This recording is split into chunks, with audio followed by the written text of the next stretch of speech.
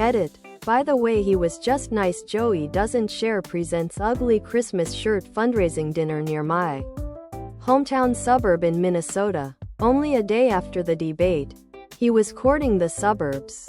$100,000 a plate.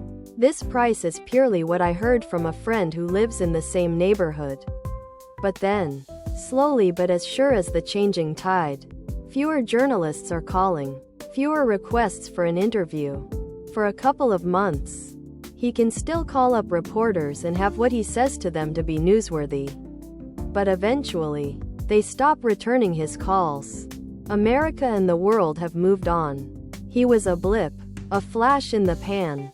He exposed deep wounds that the American people need to address. Nice. Joey Doesnt Share presents ugly Christmas shirt, tank top, V-neck, sweatshirt, and hoodie. V-neck, tank top, sweatshirt, hoodie. But he was a complication. Not nice. Joey Doesnt Share presents ugly Christmas shirts infection. He's now truly alone. In reality, he has always been alone. He just hadn't realized it. Now he has regular contact with no one but his bodyguards, handlers.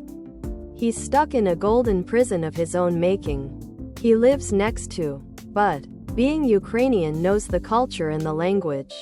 Trump is never able to master anything but the ability to mumble some words that border on the incomprehensible in the language. His days are spent in an unexceptional, in his eyes, dacha on the Black Sea. Other product.